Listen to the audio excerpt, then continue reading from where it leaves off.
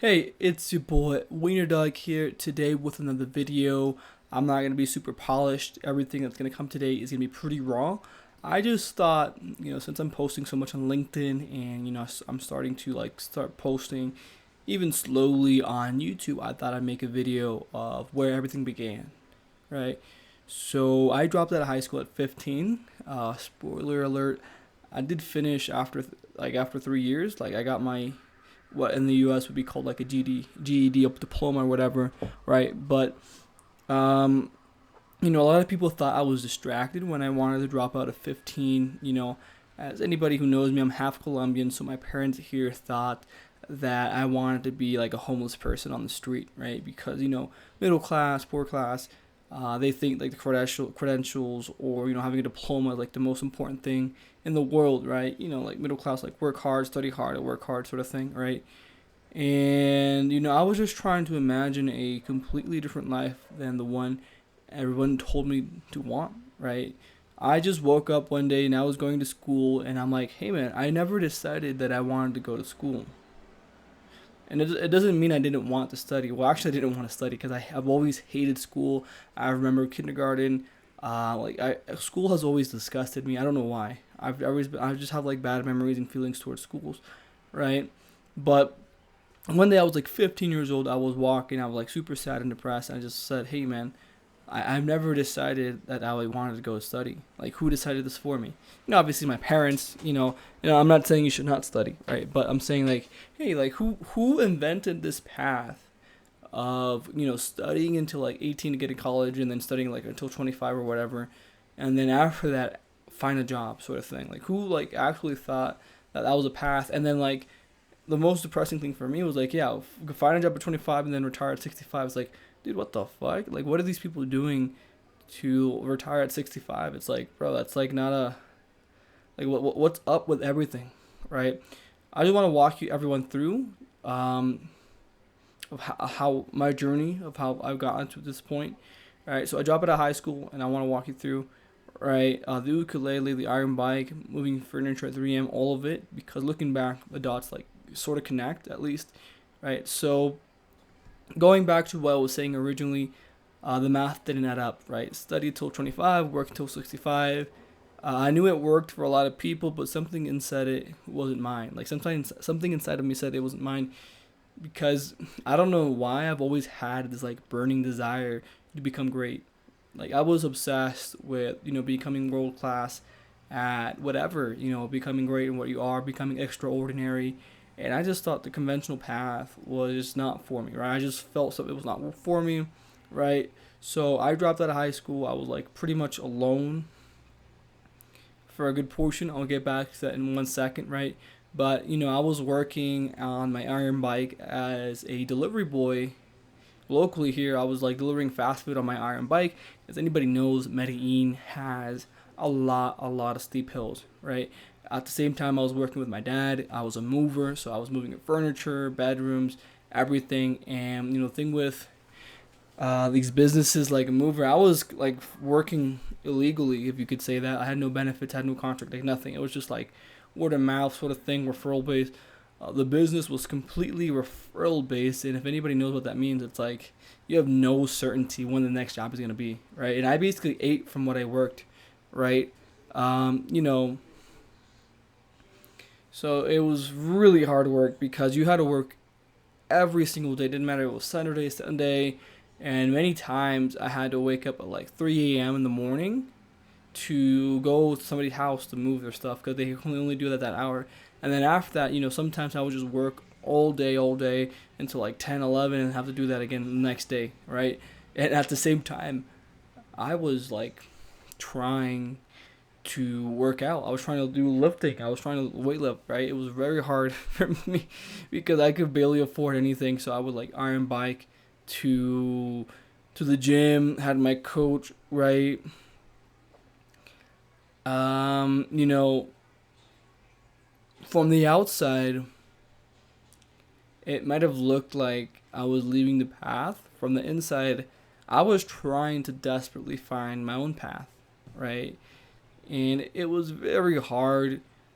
obviously, because it's easy to follow a path that's been carved out for you because so many people have walked through it. But when you try to make your own path, it's super hard because you have no reference points, and then everyone's like judging you, like your family, everyone is just judging you. They think on the outside that you are alone or you're behind or that you might be a homeless person, but really, I was quite the opposite. I had all the desire inside of me. I wanted to become so successful, but I just didn't know how. Right. So for those 2 years that I dropped out of high school, I just disappeared completely into books. Like I remember I would read books 8 hours a day, every single day, looking for an answer. Right. I was just reading books every single day, and I like the Chinese parables. I think they're really wise. But and I also cut off. I cut off everyone in my life, like all my friends from high school, everyone. I just completely cut them off because I said I'd rather be alone than with people who are pulling me nowhere. We were at the age where a lot of these people were like, just flaking or like just having fun, partying. And I was like, no, man, this is not time to chill. I want to build something. I want to become so badly. So I had nobody in like near me who had that same ambition. So I had to cut myself from everyone. It was very hard. And I was reading so many books. I've read like every single like personal development book. 5 a.m. meditation, journaling, training, eating clean. I did everything that was personal development. Right, I even set goals and stuff like that. I remember I learned like setting goal measurable system like called SMART, like specific, measurable, action, results, timeline, something like that. I can't remember exactly what it was, but I had this choking feeling inside of me because I would wake up at 5 a.m., meditate, journaling. I even fasted and tried lifting weights that way. It was super hard. Don't recommend it at all. And I just had this like choking feeling inside of me because I had like all of this desire, all of this time, but nothing to be productive with, no skill to point it at, right?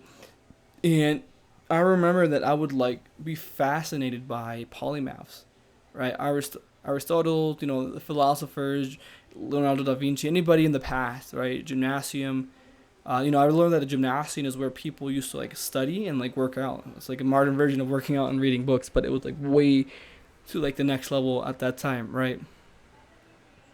But I just used to be so obsessed. It's like, how come?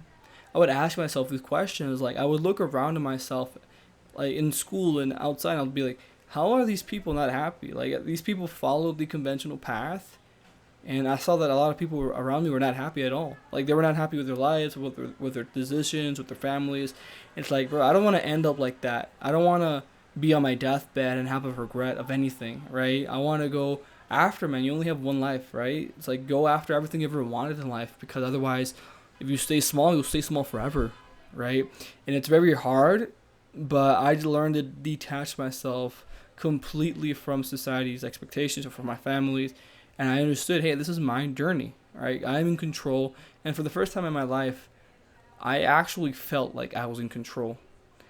Now the direction I had no idea, and like at the time, it might have looked for me, it might have looked like I was going completely in circles, but now that I look at it, it was a very necessary, 2 year solitude that I needed. I needed to cut everything in my life, friends, social media, distractions, and just be completely in silence and meditation. Just ask myself, like, what do I want to do? Like, I knew I wanted to, make money. I wanted to work hard, but, I had no skill, like no high income skill, no business, no side gig. Didn't have any rich parents, family, friends, nothing, nobody, no role model. All I had was books and like these people in these books that did amazing things. But in my head, they were completely imaginary because they didn't exist in real life. Well, actually, they do exist in real life. I just didn't meet them, right? And at the like I felt like at that point in my life, I was fighting hard against my environment. Like I was completely against my environment, and after reading so many books, I realized that I had to create the environment. So that was part of the reason why I cut everything else off, right? Friction steals time and energy, and for those 2 years, I just felt very lonely. Of course, I remember that I would walk to a mountain with my wiener dog and just sit and just sit in complete silence with my wiener dog and just reflect. or not even reflect, just being empty, completely empty, because I had no idea what my next move was, right? But I'm very grateful for for the time, because I don't think I would be who I am today. In those 2 years, I was thinking hard, exactly how I wanted to live, how I wanted to design my environment. I had my north. I just didn't have a vehicle, if that makes sense, right? I was the last person you'd ever pick to be in sales. I was completely introverted. I hated any sort of social interaction. Everything was very uncomfortable. I was one of the people who would like speak very softly and people couldn't hear me. Like, I was a complete mess, to be honest. And friction. You gotta remove every sort of friction in your life, right? So I just decided, screw it. One moment in my life, I was like, screw it. If I'm not gonna be doing anything, I'm gonna become a street artist. And I just grabbed my ukulele, and I just started playing on the streets. Let me clarify what that meant, because nobody was hiring me to play at their restaurants. I would literally grab my ukulele, go to these outdoor restaurants outside, and I would just show up and just ask if people would let me play, and I played, right? So very uncomfortable, very opposite of what I thought I'd be doing. Approaching strangers was hard for me, right? It was super hard. Sometimes I made really good money at that time, right? But I just kept showing up every weekend. I would just go and just start working, man, and just singing my butt off, to be honest. And I would go to like public metro stations and stuff and play. Um, I wouldn't do it again, but it was a very awesome experience, because one day I was walking back to my house and I met these two Americans who were looking for an address. I helped them go there because I was actually going to the same place, and I just bonded with them that same night. You know, I bonded with them, and that same night they invited me to dinner. They invited me to their Airbnb, and they just paid for everything, food, like everything. I was with my wiener dog. My wiener dog ate like a king. I remember taking my wiener dog. My wiener dog was fat. Wiener dog was fat because he was living the good life and eating a bunch of food. I was happy for him, right? And I was happy for myself as well, because I finally thought, hey man, these people, maybe they're not entrepreneurs or not business owners, but these people impacted me so much that they restored hope in my life, right? I met these people and they just restored hope in my life, and they showed me indirectly, not like they didn't tell me, but they showed me indirectly that there's good people out there, and there's people who is willing to help if you are willing to ask for help. And that's why I like Steve Jobs' quote, like, I've never found somebody who wasn't willing to help me if I didn't ask for help, sort of thing, right? Because it's true. You just gotta knock enough doors, and knocking you shall receive. Like, knocking the door shall open, right? And then I bonded. So I basically became like their personal, what's it called? Like their personal interpreter. 'Cause since I'm bilingual, I just started like following them around Medellin, taking them to places and protecting them. Obviously, I was just becoming like a personal interpreter. So instead of like using their phone to translate, I would just be a live translator, and they were so grateful for me for doing that, because it removed so much friction from their life. It was like, for them, it was very frustrating having to pull their phones out and like translate to to whatever, and like get their food ordered, sort of thing. Right? I didn't realize how impactful that was, but I guess it was like a mutual thing, sort of thing, right? And it was amazing, right? But it was good stuff, to be honest, right? And like all of that stuff taught me, it gave me the gratitude of feeling grateful after work. And that's like the most satisfying feeling I ever learned, was like after work getting paid, after like getting paid for hard work, right? And that's like a super grateful thing, and it's like the most amazing feeling you can have in this world, where you value hard work and you value, how much sweat you put into something, and it rewards you, right? Back then, when I was delivering on my bike or working as a mover, I knew deep down in my heart that I was gonna stay there. I just knew it, that I was not going to stay there. I just knew it. I knew that everything was temporal, but I also knew that just to do my best, utmost best work, because it doesn't matter what you're doing, always do a good job, sort of thing, right? And I just knew I knew I was meant for more. I just felt it. Like I just had like intuition, like this is temporal, but do a good job because this is part of the phase. Like you are growing, sort of thing, right? And I remember when I was working out during those times, and my coach was pushing me to finish school, and it was really hard because that was the complete opposite. That was like the worst thing somebody could ask me at that time. And at the same time, since I was a nobody, I didn't have anything to prove. I had nothing built to prove that my path worked. For me on the outside, I was just another guy who was working out without a degree, right? And it's really hard because you have nothing to show off. You're like, hey, you can't say that I'm successful because you're not. So it was like I had so much insecurity, I had so much doubt, and then I had the voices of my family on top of me. It felt horrible. But, I guess I just turned that into fuel. Well, I didn't really turn it, at the time I didn't know how to do that. I just took all of it and I just kept dealing. I just confronted it face on. I just confronted my demons and just said, no, I'm going to build my own path. Right? And at that time when I was with these friends and, with these Americans, I came up with an idea, and, somebody new was coming to my gym, and I just came up with this idea, hey, what if I have like this personal concierge, business where a lot of like everyone who comes to Medellin, they can have like their personal interpreter follow them around and just be like their live, they can show them how to navigate Medellin to protect them obviously, but also be like their personal interpreter so they don't have to use their phones and just make like a, having fun in Medellin a completely seamless experience sort of thing, right? And that idea was going to be called Parcero VIP. And I remember one day I drank tequila. I was completely drunk, and I showed up next day to work out. And I do not recommend that. I'd never done that before. It was horrible, right? And I just pitched this because I was still like half drunk. So when you like half drunk, your filters come off, right?